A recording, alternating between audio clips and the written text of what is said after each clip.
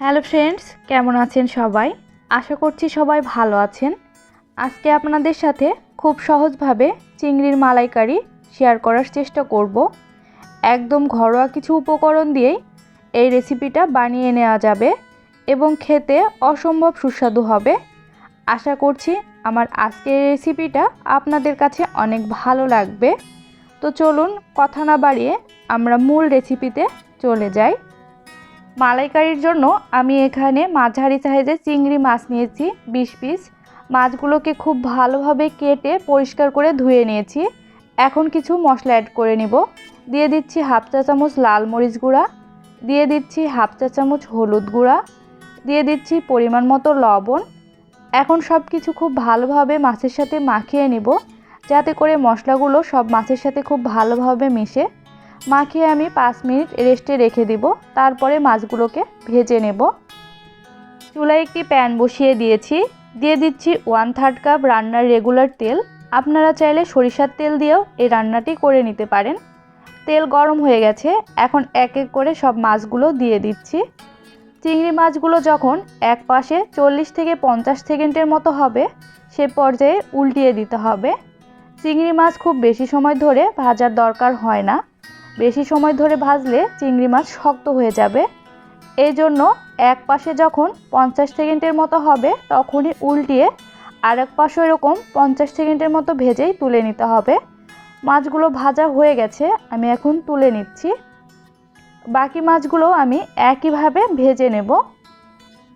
এক এক করে আমি বাকি মাছগুলো আবারও দিয়ে দিচ্ছি। বাকি মাছগুলো ভাজা হয়ে গেছে, এখন আমি তুলে নিচ্ছি। একই তেলে আমি বাকি রান্নাটি করে নেব। এর জন্য এখানে কিছু গোটা মশলা নিয়েছি 4টা লবঙ্গ, 1টা তেজপাতা, 1/4 চা চামচ গোটা জিরা, 2 টুকরা দারুচিনি ও 3টা এলাচ। এখন এক এক করে সব মশলাগুলো দিয়ে দিচ্ছি। মশলাগুলো দেওয়ার পরে নেড়েচেড়ে 30 সেকেন্ডের মতো ভেজে নেব তেলের সাথে। মশলাগুলো ভেজে নেওয়ার পরে এ পর্যায়ে আমি দিয়ে দিচ্ছি হাফ কাপ পরিমাণে পেঁয়াজের পেস্ট। পেঁয়াজের পেস্টটা দেওয়ার পরে এখন নেড়েচেড়ে কিছু সময় পেঁয়াজটাকে ভেজে নিতে হবে। প্রায় 2 মিনিটের মতো ভেজে নিলেই হবে। পেঁয়াজগুলোকে 2 মিনিটের মতো ভেজে নেওয়ার পরে এ পর্যায়ে আমি দিয়ে দিচ্ছি হাফ চা চামচ আদা বাটা, দিয়ে দিচ্ছি হাফ চা চামচ রসুন বাটা। এখন আদা রসুনের কাঁচা গন্ধটা যাওয়া পর্যন্ত কিছু সময় ভেজে নিতে হবে। প্রায় 1 মিনিটের মতো ভেজে নিলেই হবে। সব কিছু ভেজে নেওয়া হয়ে গেছে। এ পর্যায়ে আমি বাকি মশলাগুলো দিয়ে দিচ্ছি। দিয়ে দিলাম হাফ চামচ পরিমাণে লাল মরিচ গুঁড়া, হাফ চামচ পরিমাণে ধনিয়া গুঁড়া, হাফ চামচ পরিমাণে জিরা গুঁড়া, হাফ চামচ পরিমাণে হলুদ গুঁড়া এবং স্বাদ মতো লবণ। এখন সব মশলাগুলোকে কিছু সময় একটু নেড়েচেড়ে ভেজে নেব। ভেজে নেওয়ার পরে আমি সামান্য পরিমাণে নারকেলের দুধ দিয়ে মশলাটাকে কষিয়ে নেব। আমি নারকেলের দুধটা বাজার থেকে কিনে আনা দুধ ব্যবহার করছি। আপনারা চাইলে বাড়িতেও নারকেলের দুধটা তৈরি করে নিতে পারেন। সেক্ষেত্রে নারকেল কুড়ে নিয়ে চিপে নারকেলের দুধটা বের করে নিতে হবে। এছাড়াও পেস্ট করেও নারকেলের দুধ তৈরি করে নিতে পারেন। আমি 2 বার অল্প অল্প করে নারকেলের দুধ দিয়ে এই মশলাটিকে খুব ভালোভাবে কষিয়ে নিচ্ছি। এই সম্পূর্ণ রান্নাটি করতে আমি 200 গ্রামের মতো নারকেলের দুধ নিয়েছি। এই মশলাটি কষানো যত ভালো হবে, মালাইকারিটা খেতে ততটাই ভালো হবে।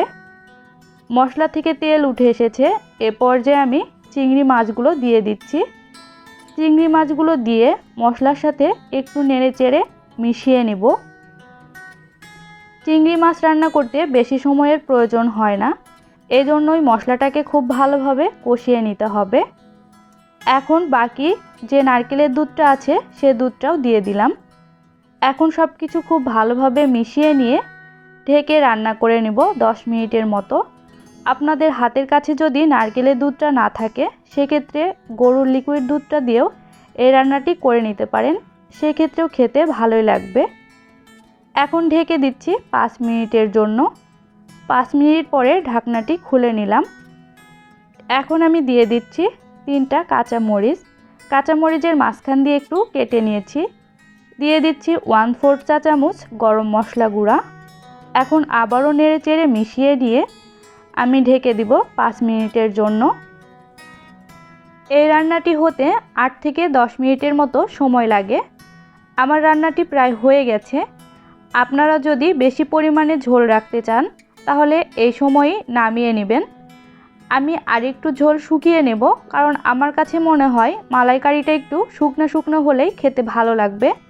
এর জন্য আমি চুলার আঁচটা বন্ধ করে চুলায় রেখে দিচ্ছি 5 মিনিটের জন্য। 5 মিনিট পরে ফিরে আসলাম। এখন আমার মালাইকারিটা সম্পূর্ণ রেডি হয়ে গেছে। আমি চুলা থেকে নামিয়ে নিচ্ছি। চিংড়ি মাছের মালাইকারি রান্না করতে যেহেতু বেশি সময়ের প্রয়োজন হয় না, এজন্য আপনারা বাসায় কোনো গেস্ট আসলে ঝটপট এই রান্নাটি করে দিতে পারেন। তারা খেয়ে অনেক প্রশংসা করবে। আমার রেসিপিটা কেমন লাগলো আমাকে কমেন্ট করে জানাবেন। আমার রেসিপিটা যদি ভালো লেগে থাকে তাহলে আমার চ্যানেলের নতুন আপডেট পেতে চ্যানেলটি সাবস্ক্রাইব করে পাশে থাকা বেল বাটনটি অন করে দিবেন। আপনারা যদি আমার এই রেসিপিটা ফেসবুক পেজ থেকে দেখে থাকেন তাহলে আমার ফেসবুক পেজে একটি লাইক দিয়ে আমার পাশে থাকার অনুরোধ রইল।